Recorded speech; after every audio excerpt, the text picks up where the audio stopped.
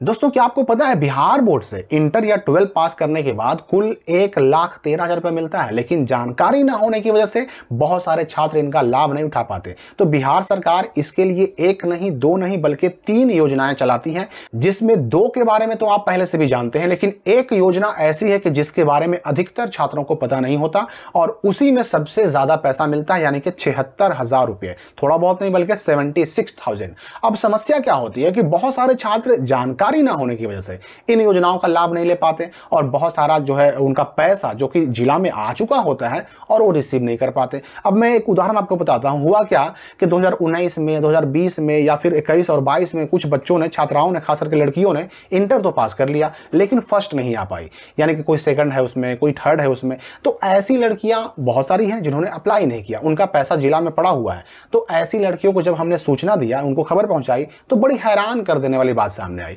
उनमें बहुत सारी लड़कियां ऐसी थी कि जिन्हें उन्हीं के घर वालों ने कहा कि तुम तो फर्स्ट आ नहीं पाई, सेकंड हो, थर्ड हो, तो क्या पैसा मिलेगा।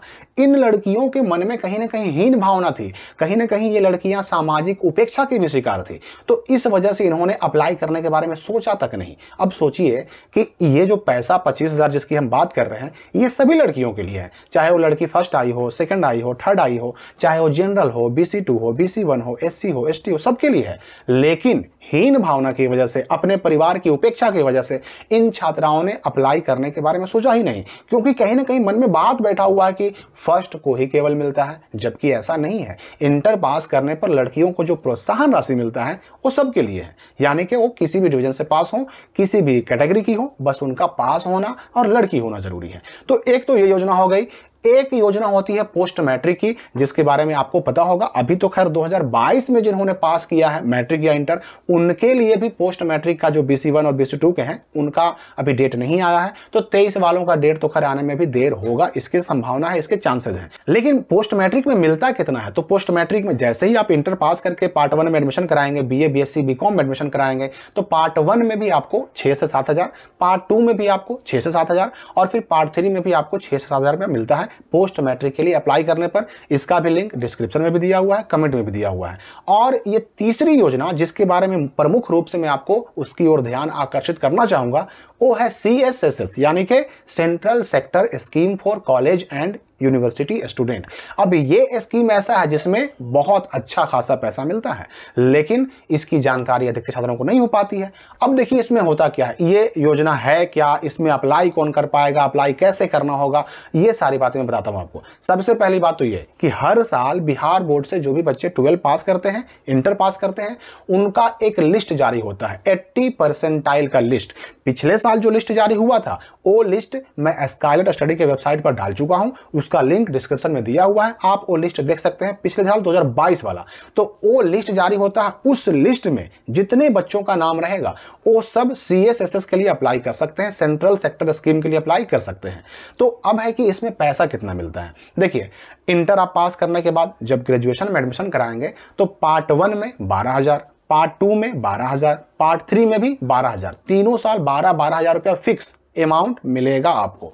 उसके बाद जब ग्रेजुएशन आप पास कर जाएंगे और पास करने के बाद जब MA MSc या MCom करेंगे तो उसमें आपको फर्स्ट ईयर में 20,000, सेकेंड ईयर में 20,000, यानी कि आपको दोनों साल 20-20 हजार रुपया मिलता है। इसको आप अगर कैलकुलेट करके देखिएगा तो ये कितना हो जाता है, 76,000 रुपया हो जाता है। अब जो ये ग्रेजुएशन की नई स्कीम आई है, जो 4 साल का ग्रेजुएशन हो रहा है, इसमें अब क्या होगा, तो इसमें देखिए यही होगा कि पहले 3 साल 12,000, चौथे साल 20,000 और फिर जो चौथे साल के बाद आप MA MSc या MCom करेंगे उसमें भी आपको 20,000 मिलेगा, यानी मिलेगा उतना ही।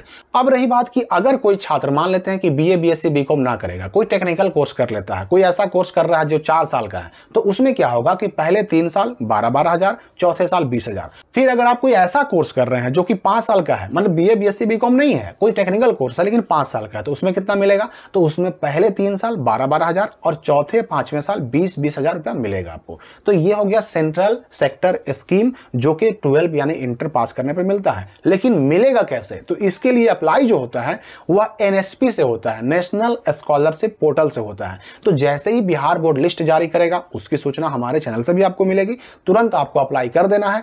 और उस लिस्ट को यानी कि 2022 में जो लिस्ट आया वो देख सकते हैं, 23 वाला लिस्ट जैसे ही आएगा तुरंत उसकी सूचना भी मिलेगी आपको। एनएसपी से आपको अप्लाई करना पड़ेगा। डॉक्यूमेंट की बात करें कि डॉक्यूमेंट क्या लगेगा, तो चाहे वो प्रोत्साहन राशि हो, चाहे वो पोस्ट मैट्रिक स्कॉलरशिप हो, या फिर चाहे वो सीएसएसएस हो, तीनों के लिए कुछ डॉक्यूमेंट कॉमन आपको लगेंगे। मैट्रिक इंटर का मार्कशीट लगेगा, फिर जाति आवासीय आय लगेगा। इसमें आय पर आपको ध्यान देना है कि आय 1 साल के अंदर का होना चाहिए, यानी 1 साल से ज्यादा पुराना नहीं होना चाहिए। तो ये हो गया। इसके अलावा आधार कार्ड हो गया, और फिर आपके अपने नाम से खुला हुआ बैंक अकाउंट का पासबुक। इतनी चीजें अगर आपके पास हैं तो फिर आप इन तीनों में से किसी भी स्कॉलरशिप के लिए अप्लाई कर सकते हैं। तो ये सारी चीजें, ये सारी जानकारी सब कुछ स्कॉलर स्टडी के वेबसाइट पर भी डाला हुआ है, आपको उसका लिंक डिस्क्रिप्शन में दे दिया गया है।